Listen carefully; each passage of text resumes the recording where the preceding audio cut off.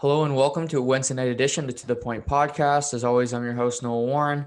And tonight we're going to be talking about the World Juniors, specifically Canada's game last night against Switzerland, but also some dominating performances yesterday from the Russians and also the United States beating the Czech Republic. But just to give you guys an update, Canada is 3-0 in the tournament. They're going to be playing Finland tomorrow.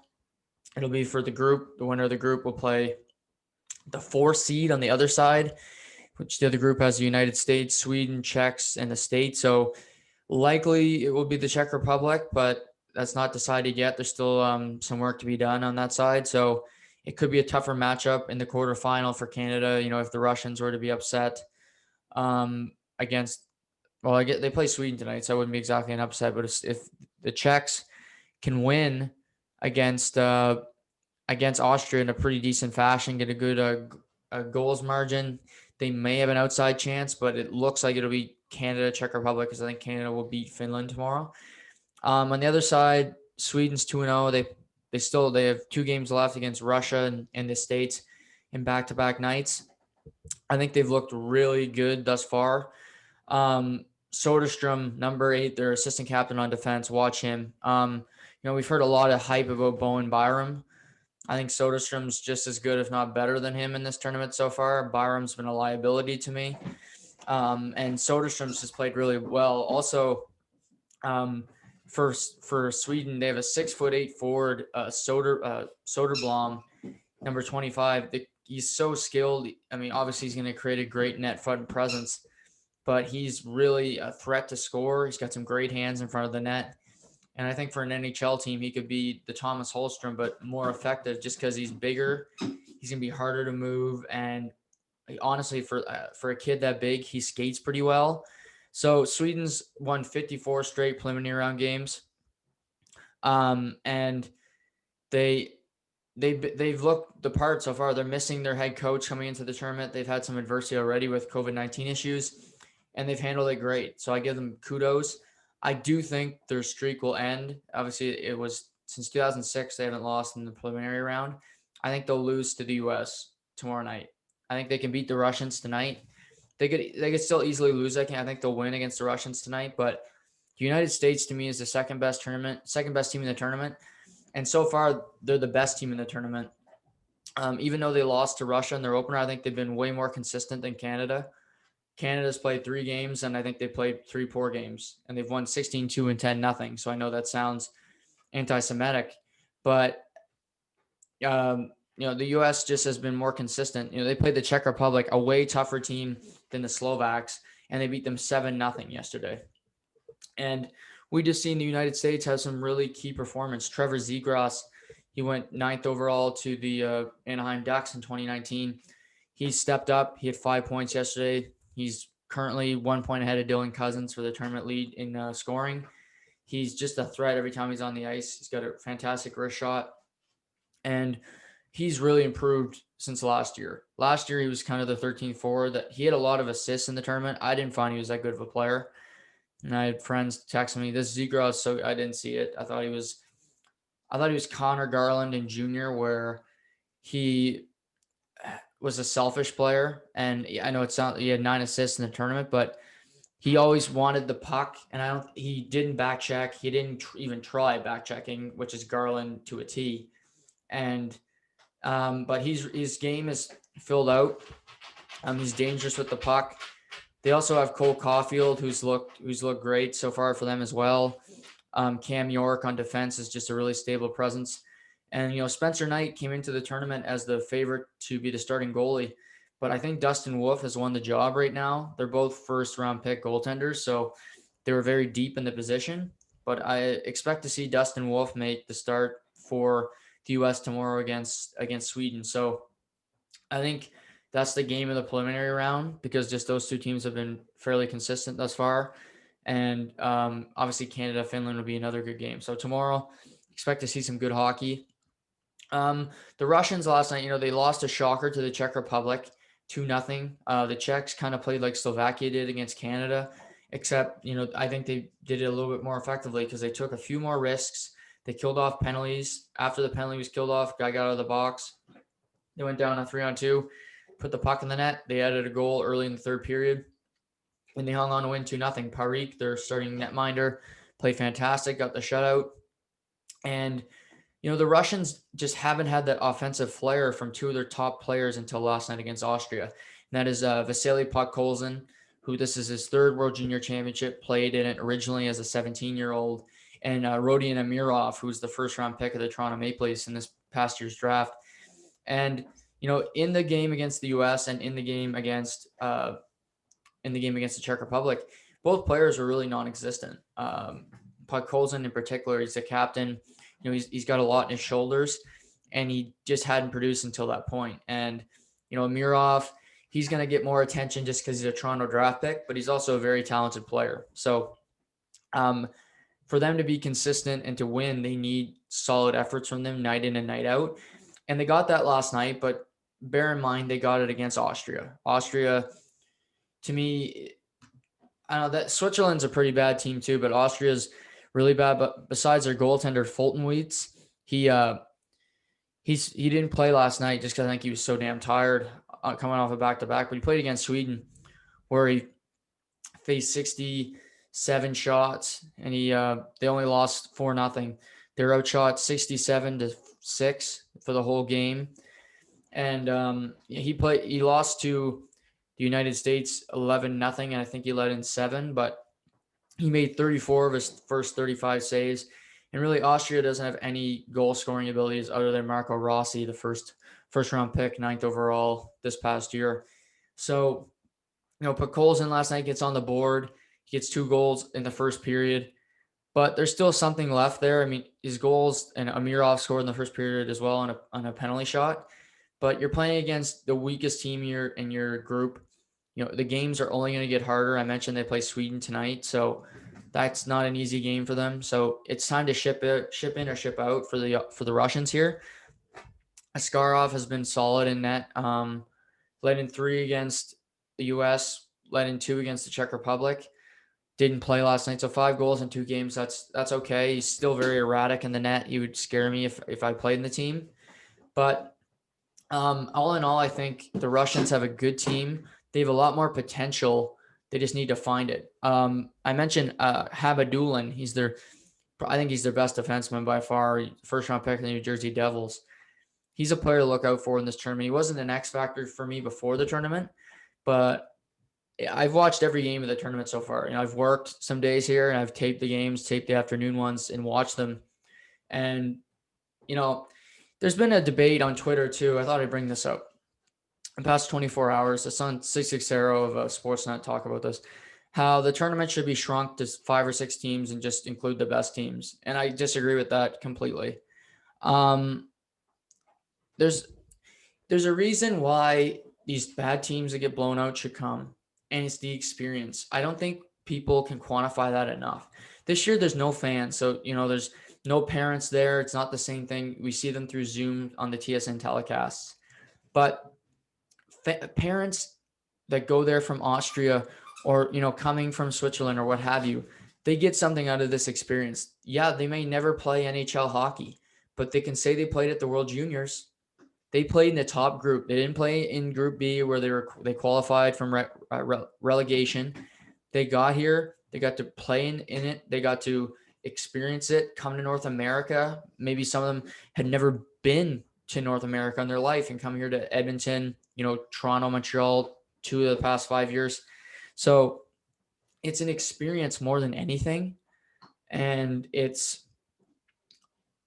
I also think we see some really great players. In 660's system, we wouldn't see Germany in this tournament. So that means no Tim Stützle.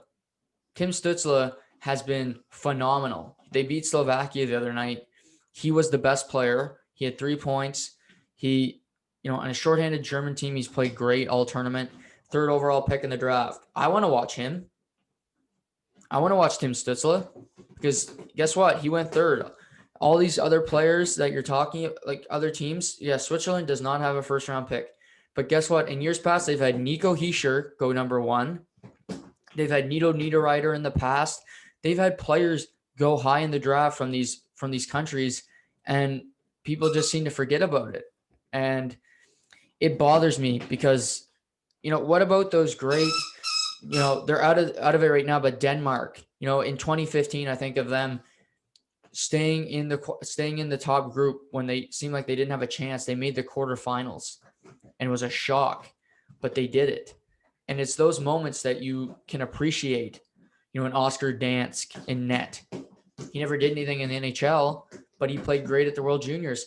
Slovakia, they talked about it on the telecast the other night. Martin Riwe, he didn't make the NHL, but he was phenomenal at this tournament. One of the laziest back checkers I've ever seen. But he was great to watch in the power play. He could finish better than anybody. And I'll remember him at this tournament forever. And it's little moments like that I think we have to remember. And yeah, we saw Canada win 16-2, and we saw a 10-0 last night. But it's not like this every year. Canada doesn't have 20 first-round picks every year on their team every year, and they don't always just cruise to victories. Switzerland has given Canada a tough time in a lot of World Junior games. They've only beaten them. They've only taken them to a shootout that was the closest they got to beating them, but they've been involved in a lot of one-goal games where the goaltender plays great.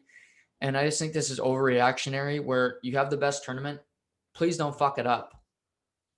We see leagues want to screw up their playoff format. The NHL playoff format, in my opinion, should never be changed, especially the overtime where it's continuous. I never want that changed. I don't want it. God forbid, if this ever happens where there's a shootout, I don't root for a team, but I love hockey. If I was a fan and it was like, say, okay, 4 overtimes and it goes to a gimmick, which is what I call the shootout, I'd lose my mind. I'd be one of those guys back in the day in golf. There used to be people that watch the TV and they call the golf channel and say, okay, this guy's cheating. Look at it on TV. Rick sitting on the couch. Well, every Rick sitting on the couch drinking 12 beer and then seeing a shootout at the end of the night when he stayed up and he's got to be to work in 4 hours, he'd lose it. And I would too as a fan, because it's not hockey. And this tournament, I think it's perfect the way it is. I watch every game. I love content. And, when I don't work, I like having a game on at 3 o'clock in the afternoon. And I don't care if it's Switzerland, Germany. I'm going to watch it. That's just how I'm programmed. And taking away content, 660, who does Tim and Sid, if you're not familiar with him, like you run a content show and you don't want content. So what, you want to talk about the Toronto Raptors and Toronto Maple Leafs for 2.5 hours? You can differentiate yourself and talk about other things. I know it's tough, and it's tough to flip that channel, but you can do it, Sportsnet. But yeah, that's just my little rant for the day. But yeah, the Russians, fun transition. The Russians are playing well, and I just think it's time for them to show what they're made of. They play Sweden tonight. I think we'll see a Askarov against Hugo Unfelt, who's really been great in the tournament for Sweden as well. So a good game on the slate tonight. But last night we saw Team Canada improve to 3-0, like I mentioned, with a 10-0 victory over Switzerland. Devin Levi made his third start, first shutout of the tournament. He really didn't have a lot of work, but he made every save he had to. He's clearly the number one goaltender.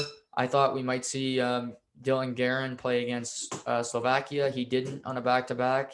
He only got action in the third period of the Germany game because it was basically, it was out of hand. It was like a coach pulling a first-string quarterback when they're up by 40. So real strong signs from Levi. He's not great handling the puck, but I'd say most goaltenders in this tournament aren't. They just don't have that touch yet. They don't have that experience. Working with a goalie coach, I think, is so important here. And so that's a weakness in his game. But I just tell him to stay in your net. You got so many good defensemen back there that can help you. Jordan Spence, who's the 7th D, the healthy scratch, he's a 4th rounder, but he's, 1Q defenseman of the year last year. But if we're all being fair, behind the 6D, he should be the 7th D that's scratched. So it's just, I think Levi just needs to simplify his game, make the saves that you're making. You're playing great, and just let the D handle transitions, breakouts. And I know that's tough right now because I don't think Canada's been good at them at all. But first period last night, it wasn't a good one for Canada. First 5 minutes were great. They outshot Switzerland 13-3 in the period. I thought their first 5 minutes was the best 5 minutes of hockey they played in this tournament. They came out aggressive on the boards. They did not let Switzerland breathe. We saw Quentin Byfield. We knew he was going to have a big game in the first period, and he didn't even – it wasn't because he had a point in that first period.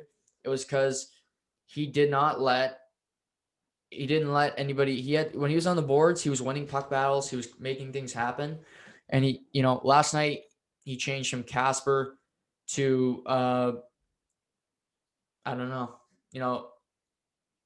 something. Let me think of something vibrant, something really fun. He changed from Casper to Walter White. That's a tough transition, but Walter White is hidden, but at the end he's well known. He's right out there. So I'd say Byfield came in with a lot of pizzazz. He's kind of like Entourage, the show. He starts off with all the hype, which he was, second overall pick, gets to the stage and he kind of sucks. And then after a while, you realize the guy's a star. So there's a better transition. But a tough night for Switzerland. Clearly they were overmatched from jump, and they couldn't play with Canada. But we saw Canada get 3 power plays in the first period, and all 3 of them were terrible, stagnant, not creative, not moving the puck enough. And if I was Canada, they're not going to do this. But Bowen Byram, I get it. He's an offensive threat, but Justin Barron is a really good power play defenseman. And I think they should give him a look just to see. And I know Byram's, he wears the C every second night. So Andre Tourigny's not going to do it. I think coaches sometimes get locked in on players, and it's, their name brand, because he's the 4th overall pick in the draft. You would never think of making that change. But Byram, I hear Ferraro and Gord Miller talk him up a ton. We must have different TVs because he hasn't been good for me. But like I said, first period, their power play was god-awful. They went 0 for 3, ugly. Switzerland went 0 for 1 in the period. But after, they got the power plays. But after the power plays, they played about 8 minutes, 5-on-5, and they got nothing. There was no flow to the game. Canada wasn't aggressive. They lost all the momentum they had in that first period. And obviously the second period and beyond, they get some traction, but I still think that first period is really alarming to me. One good thing I saw from the first period and the game as a whole is the line of Dylan Holloway, Dylan Cousins, and Connor McMichael. And I really liked Holloway playing with Jakob Pelche and Newhook, which I still think would be a great line. But, Cousins has been one of the best players in the tournament, if not the best player so far. And McMichael, I think, is Canada's most dangerous forward. When he gets the puck on his stick, he's always a threat to score. I think he's the Nolan Foote of last year's tournament. Nolan Foote, if you remember, he's big kid, big shot, and he could score from anywhere. McMichael's got a great wrister, and he's really creative with the puck too. So he's good to have with Cousins because Cousins just is a worker. Cousins has just been proving in this tournament he's an NHLer. He's going to be playing for Buffalo this year, no doubt in my mind. And I think he'll play top 6 minutes there. He works really hard. And when he gets it, he's skilled too. He can finish at the net. He can find players open. And I think Cousins it's been a coming out party for him. He had a good tournament last year, and he's only building on it so far in the 2021 World Junior Championships. And just leading on that, their power play finally got going in the second period with Dylan Cousins scored a power play goal from Cole Perfetti and Connor McMichael. So we see this is a theme. They get some more power play goals as the game goes along.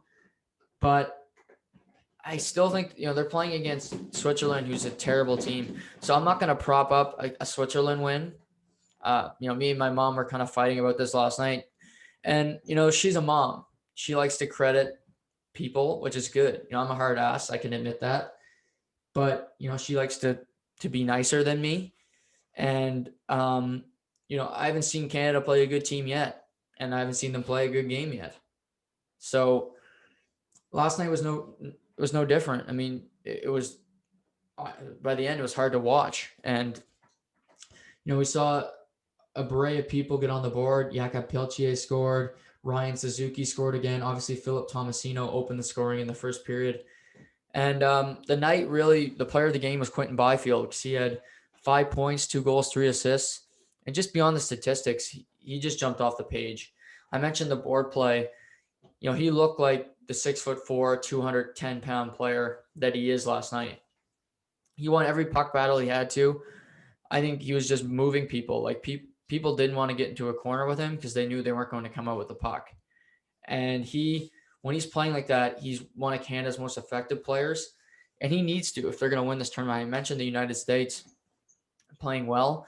Well, they have a lot of small forwards, and I think he can really take advantage of that if they do meet, which I think they will. He could be key in just being an offensive threat, because either he can be in front of the net, hacking away, defensemen aren't going to be able to box him out, or when he's playing on the boards, going against the Caulfields, the Zegrosses, the Bobby Brinks, the top players of the United States, they're smaller in stature, and I think he'll be able to body them and really use that to his advantage, and let the U.S. players pay a price for trying to get offensive zone time. Cousins played great the whole game. He made a great steal on the 5th goal. I found McMichael stole a puck with Switzerland trying to break it out. Found McMichael alone in front. He buried it. Beautiful goal.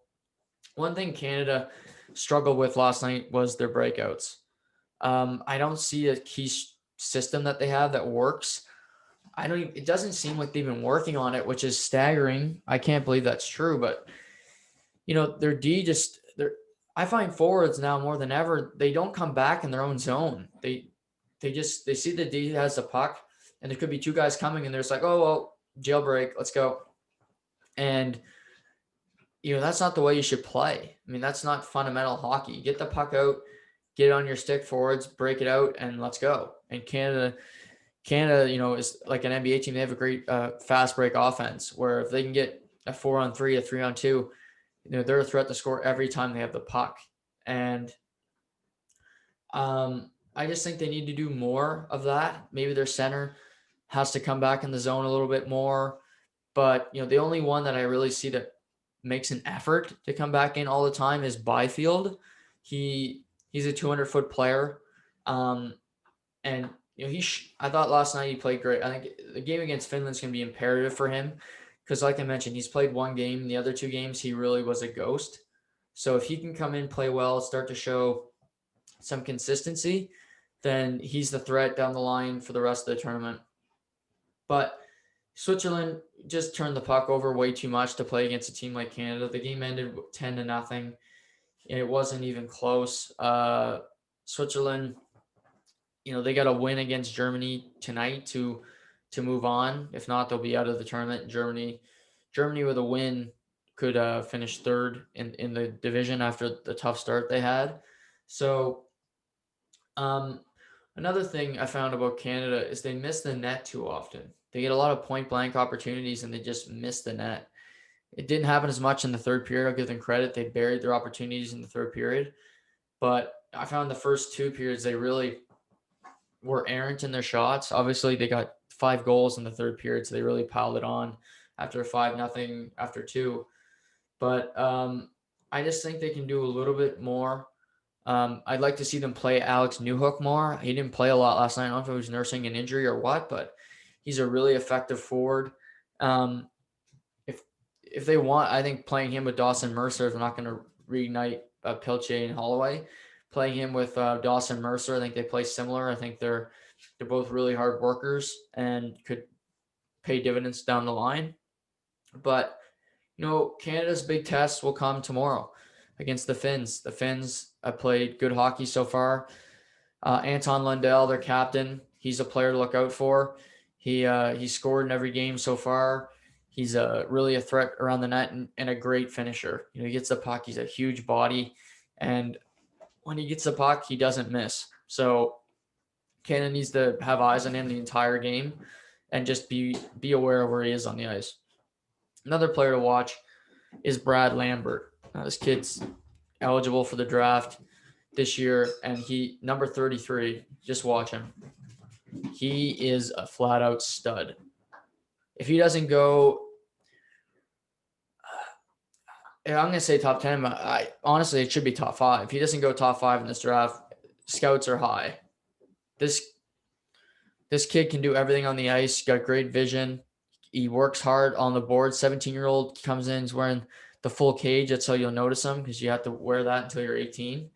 And he just has an impact on the game, even at 17 in this tournament, a 19-year-old tournament. And Lundell plays well. I like Lambert a lot. And Finland doesn't have a lot of players that jump off the page, but they play a good structured game, and they can finish when they need to. So I think there'll be a good test for Canada.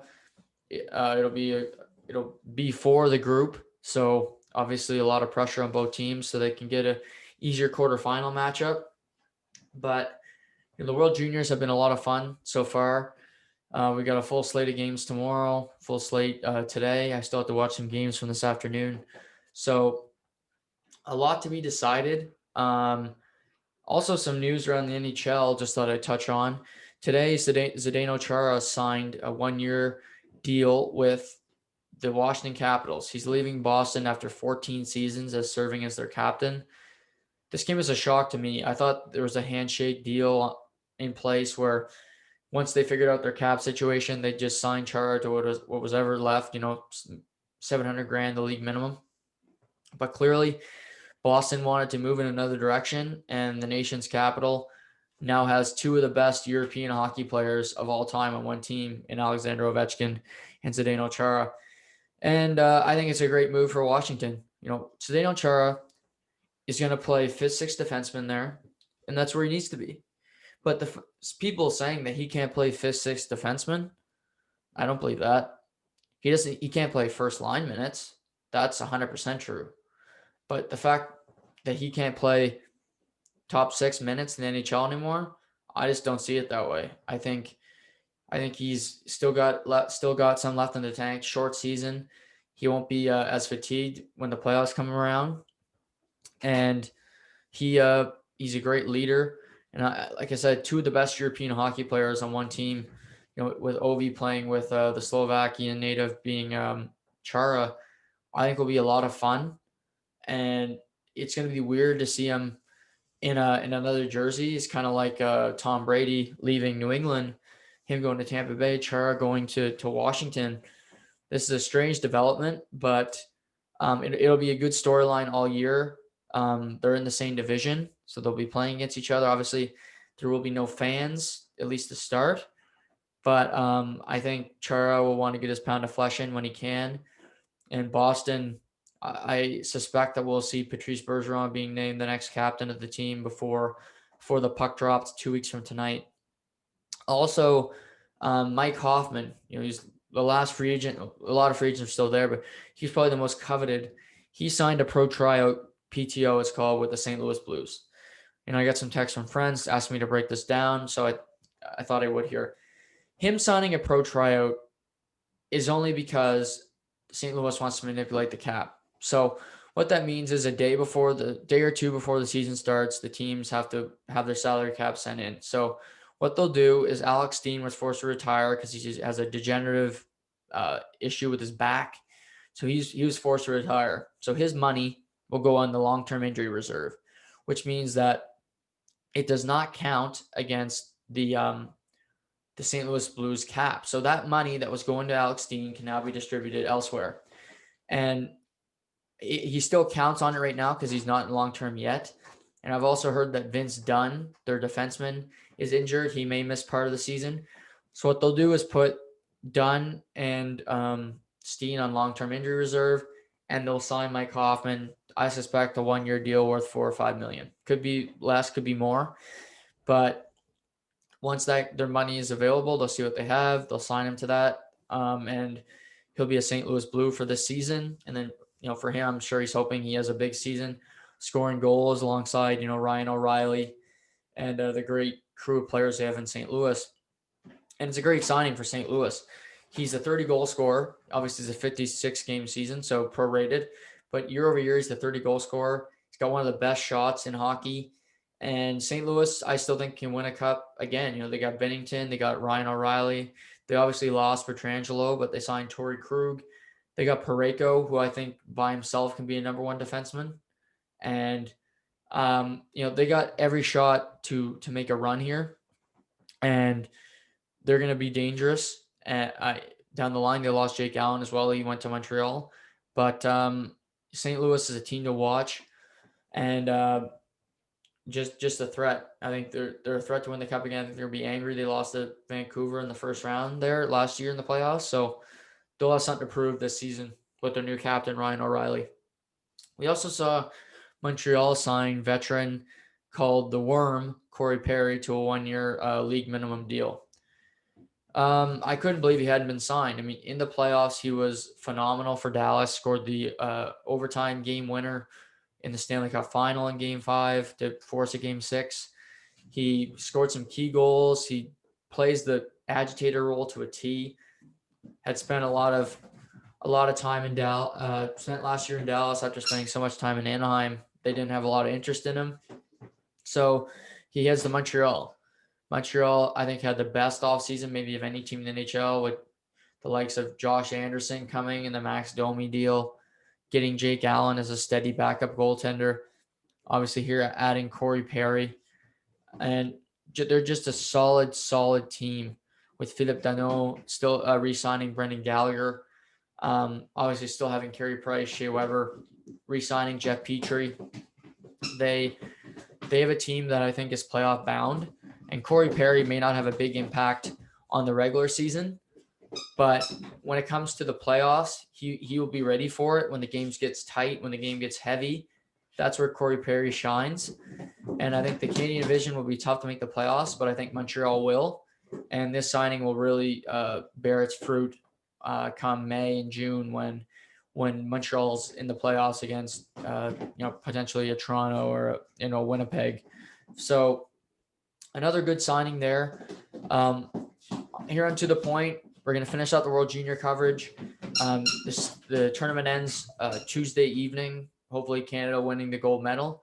And after that, I'm going to be doing breakdowns of each division in the NHL. So the teams in it, what they did in the offseason, what I expect from them this coming season, how I see the division shaking out. And then after that, I'll do some prediction shows, things of that nature. And, obviously hockey will be a key thing to cover here on To The Point going forward. So expect a ton of hockey coverage coming. Obviously the NFL playoffs start next weekend, so we're not going to stop talking about that. The national championship. I'm going to do as much as I possibly can because I love coming on here and talking about it. And hopefully you guys are enjoying the content. As I mentioned before, just leave me a comment, something you want me to talk about, reach out to me directly. I'm more than happy to do that. If you guys are listening, I want to make you guys experience as best as I possibly can. So just let's keep the dialogue coming and make To The Point the best podcast it can be. So Canada, Finland tomorrow, Sweden, United States tomorrow, New Year's Eve. I can't ask for a better New Year's Eve. Probably spend it with the dog, just watching hockey. So it should be a lot of fun. Everybody, Happy New Year. Have a safe New Year's Eve. If you're going out, find a sober driver. Other than that, we'll be talking tomorrow with Matt Wright about college football, talking with Adam Beers this weekend about the NFL Week 17. But until then, have a great New Year's, and we'll talk soon.